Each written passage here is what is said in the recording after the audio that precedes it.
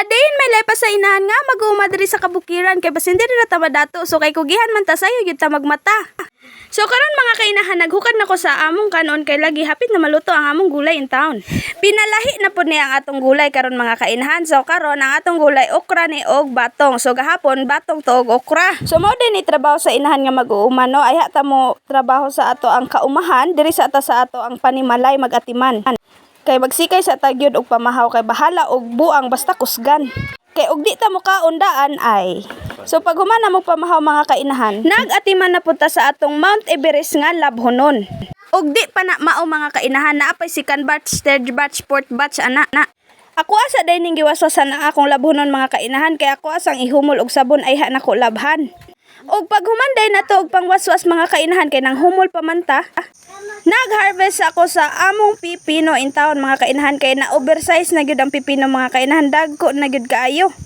Og pag humanday na tog harvest mga kainahan diri day nako ginatapok ang among pipino mga kainahan no. So makita ninyo nga ako yung ginatabunan mga kainahan kay para dili maigo og adlaw kay og maigo og adlaw mga kainahan mangyugpos gyud.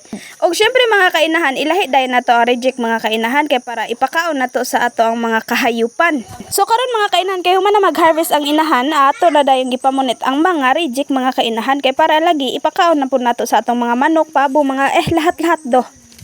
So tara ubani ko ninyo magpakaon sa atong pabo og pipino. So ay din ako ibutang sa ilang kulungan mga kainahan. Ako asa dayong ginabali mga kainahan no, kay para dili na sila maglisod og kaon kay may magtaw na may magnanay kamot kay kabalo na mo panit.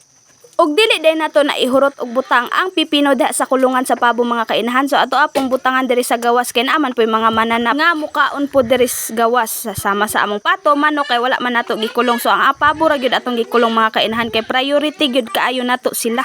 So karon mga kainahan makita ninyo nga gikalingawan na sa atong pabo og kaon ang atong pipino nga gibutang. So ingani mo pangga og pabo mga kainahan, healthy foods ra gyud ang pidi pakaon. Og pag human ako butang og pipino sa kulungan sa pabo mga kainahan, so makita ninyo nga nagpasag ang reject nga pipino dinha sa yuta. Kay unya og ganahan to magsima-sima ang among pato og manok sila nay bahala diha. So karon mga kainahan nagsilhig-silhig na pud ko diri sa among palibot mga kainahan no, kay para mag-aso-aso ang kulungan sa atong pabo. Kay mabalaka gyud tag mapaakan ug mananap ang atong mga pabo no, kay palangga lagi kay nato sila. Og diri ra kutob ang tanan mga kainahan. So I hope nga dili gyud mo mapulan sige tanaw sa akong mga video og para dili pud ko mapulan sige vlog. So kung na may mga problema din ha i-comment lang na. Og pwede pud ba nga paki-like o paki-share